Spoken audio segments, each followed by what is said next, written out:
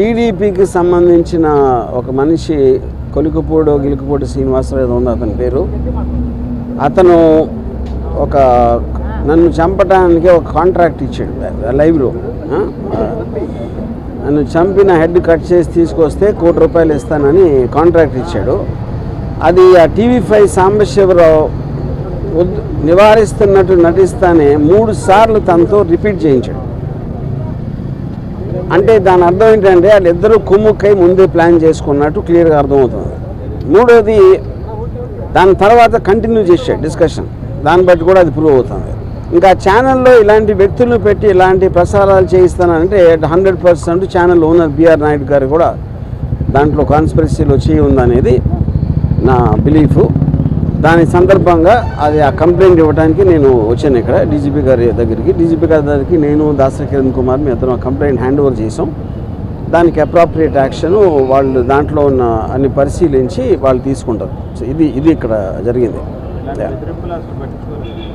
బెదిరింపులు పట్టించుకుంది. ఇప్పుడు మీరు ఇప్పుడు ఆల్రెడీ తను సోషల్ మీడియాలో నేను చేస్తాను అంటే నేను చెయ్యి అన్నట్టు చెప్తున్నాడు.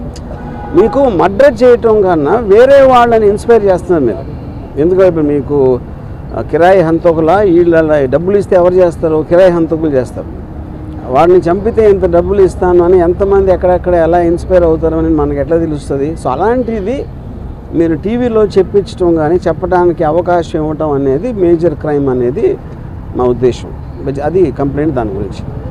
అంటే ఇప్పుడు కూడా చాలా కాంట్రవర్సీలు వచ్చినాయి. ఇప్పుడు కూడా కంప్లైంట్ రామ్ గోపాల్ వర్మ గారు ఇప్పుడు తొలిసారిగా కంప్లైంట్ అది ఎప్పుడు నన్ను చంపడానికి ఎవరు ఇవ్వలేదండి కాంట్రాక్టు. అది తొలిసారి ఇచ్చారు కాబట్టి నేను కూడా తొలిసారి కంప్లైంట్ ఇస్తున్నాను. ఇప్పుడు సినిమా రిలీజ్ అనేది అది ఇంకా కోర్టులో ఉంది. ఆ కోర్టులోది రేపు ఎల్లుండ తెలుస్తుంది. దాన్ని బట్టి ఉంటుంది. సబ్జుడీస్ కాబట్టి అది నేను చెప్పలేను. చంద్రబాబు లేకపోతే ఆ పార్టీకి వ్యతిరేకంగా వ్యూహం అనే సినిమాని జగన్ కలుగునం తీసుకున్నారు కాబట్టి మీ మీద ఇలాంటి వ్యాఖ్యలు కానీ ఎవరైనా డిబేట్ జరుగుతుంది అనుకుంటున్నారు. ఇప్పుడు పాయింట్ ఏంటంటే పొద్దున్న లెగిస్తే లోకేష్ జగన్ సైకో, జగన్ బాబాయిని చంపేశాడు, జగన్ అది చేశాడు, అతనెవడో మర్డరు, ఇతనెవడో దొంగ, అతనెవడో స్మగ్లరు అని పొద్దున్న లెగిస్తే వాళ్ళు మాట్లాడేదే వేరే వాళ్ళని విమర్శించడం లేకపోతే ఎలిగేషన్స్ చేయటం.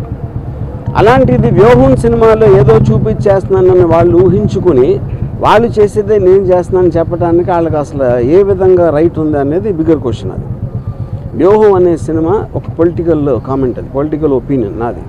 దేశంలో ప్రతి ఒక్కరు ఉన్నట్టే మీరు తెల్లారు లేస్తే మీరు డిబేట్లో మాట్లాడచ్చు, న్యూస్ పేపర్లో రాయొచ్చు, లేకపోతే బుక్ రాయొచ్చు, న్యూస్ పేపర్లో కాలమ్ చేయొచ్చు, ఒకళ్ళిద్దరితో మాట్లాడుకోవచ్చు, ట్వీట్ పెట్టచ్చు, అలాగే సినిమా తీయచ్చు. అన్నీ కూడా మాధ్యమాలు.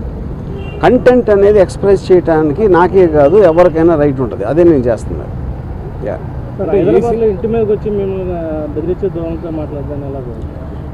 నేను అదే చెప్తున్నా. ఇప్పుడు వాళ్ళకి ప్యానిక్ అవుతున్నారా ఏంటా అనేది వాళ్ళకే తెలియాలి.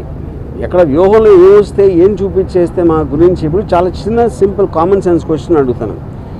మీరేమీ తప్పు చేయనప్పుడు మీకు అసలు భయపడాల్సిన అవసరం ఏంటి? నేను ఏదన్నా ఉన్నది లేనట్టు చూపించేస్తే వాళ్ళందరూ ఎదవలా నమ్మటానికి ప్రజలు ఎవరన్నా ఏమన్నా అంటే నమ్మేస్తారా? ఎవరన్నా ఏం చూపిస్తే అది నమ్మేస్తారా? ఫైనల్గా మీకు చూపించిన దాంట్లో ఉందా లేదా ఏముంది అనేది వాళ్ళకి తెలియదు. ఎందుకంటే ఎవరు సినిమా చూడాల. కానీ గుమ్మడికాయ దొంగ అంటే భుజాలు తడుముకున్నట్టు వాళ్ళే ఊహించుకొని భయపడిపోయి ఏం చేయాలో తెలియక ఇలాంటి వాటన్నిటికీ రిసార్ట్ చేస్తున్నారు. ఫర్ ఎగ్జాంపుల్ ఈ శ్రీనివాసరావు అనే అతను నిన్న రాత్రి అన్నాడు. ఇప్పుడు ఆల్రెడీ 24 hours అయిపోయింది. ఎవ్వరూ కూడా అతన్ని కండెమ్ చేసిన పోలేదు. ఎందుకంటే వాళ్ళ పేర్లు చెప్పెడతాను.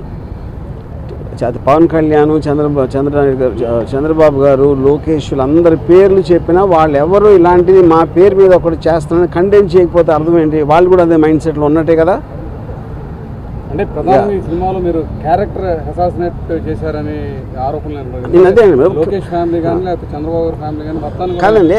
నేను అదే అంటున్నా. ఈ సినిమాలో క్యారెక్టర్ అసాసినేట్ చేస్తాను అభియోగం మీరు చేస్తే వాళ్ళు చేస్తే పొద్దున్న లెగిస్తే చేసేది ఏంటి? ఎవరినైనా కాదు, నేను చెప్పేది ఉట్టి జగన్ కాదు. పాలిటీషియన్ అనే ప్రతి మనిషి కూడా పొద్దున్న లెగిస్తే ఎవరో ఒక క్యారెక్టర్ అసాసినేట్ చేయటమే పనిగా పెట్టుకుంటారు. That is a part of life. మీడియాలో ఎవరు మాట్లాడినా ఎవరో ఒకరిని క్యారెక్టర్ అసాసినేట్ చేస్తారు. ఓకే, క్యారెక్టర్ అసాసినేషన్ కేవలం ఒక పేరు, అది లేబుల్. యాక్చువల్ పాయింట్ ఏంటి? అది ఒపీనియన్ చెప్తున్నారు. ఒకళ్ళ మీద ఒకన్న ఒపీనియన్ వాళ్ళు చెప్తున్నారు. అది ప్రజాస్వామ్యంలో that is a fundamental right granted under Article 19. To tell an opinion. సినిమాలో నేను చేసింది అదే. ఆబ్వియస్లీ వాళ్ళ ప్రాసెస్ వాళ్ళ ప్రొసీజర్ ఉంటుంది, దాన్ని బట్టి వాళ్ళు దే విల్ టేక్ యాక్షన్. అంటే ఎవరెవరి మీద ఇచ్చారు? నేను ఇచ్చింది మన Srinivasarao, Sambasivarao anchor, TV5 channel owner BR Naidu, ఈ ముగ్గురు మీద ఇచ్చింది. మరి మీ సినిమాలు చాలా మంది కాంట్రవర్సీ ఉంటాయి, ఎప్పుడు లేని విధంగా ఈ సినిమాకి ఎక్కువ కాంట్రవర్సీ ఉండడానికి కారణం ఏంటి? అది మీరు టీడీపీ వాళ్ళని అడగాలి. నేను అదే చెప్తాను. కాంట్రవర్సీ అనేది నేను సినిమా తీస్తాను, కాంట్రవర్సీ అనేది దాని మీద అసాల్ట్ అటాక్ చేయడానికి వచ్చిన వాళ్ళు క్రియేట్ చేస్తారు. సో కాంట్రవర్సీ అనేది వాళ్ళు చేస్తారు కాబట్టి మీరు వాళ్ళని అడగాలి. అంటే కాదు సార్, వాళ్ళు ఏదంటే మీరు మొన్నటి వరకు క్యారెక్టర్స్ని అసాసినేట్ చేస్తే పర్లేదు, ఇప్పుడు ఫ్యామిలీస్ని కూడా మీరు అసాసినేట్ చేశారు. ఏ ఫ్యామిలీస్ ఎలా తెలుసు మీకు? అది మీరు కలగన్నారా, లేకపోతే నా ఐటీలోకి వచ్చి చూస్తారా అలాంటి సీన్లు ఉన్నాయని? అంటే మీ ట్రైలర్లో కానీ వాటిలో కానీ మొత్తం నేను అదే చెప్తున్నా, మీరు చెప్పండి ఏ ఫ్యామిలీలో ఎవరిని అసాసినేట్ చేస్తారు చెప్పండి, ఒక ఎగ్జాంపుల్ చెప్పండి. అంటే వాళ్ళు చెప్తున్న నేను అదే అంటున్నాను, వాళ్ళు చూసింది మీరు చూసింది ఒకటే కదా ట్రైలర్లో. నేను సపరేట్గా వాళ్ళకి పంపించలేదు కదా సినిమాని చూడటానికి. ఓకే. ఈ రామోదోగ క్రియేషన్స్ మీద కూడా నారా లోకేష్ కంప్లైంట్ చేశారు, దాని మీద మీరు ఏమైనా లీగల్ నిలబడుతున్నారు? రేపు మార్నింగ్ హైకోర్టులో దాని మీద విచారం జరుగుతుంది.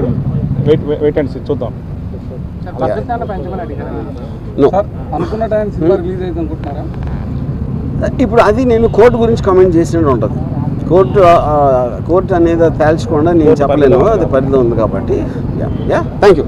ఓకే.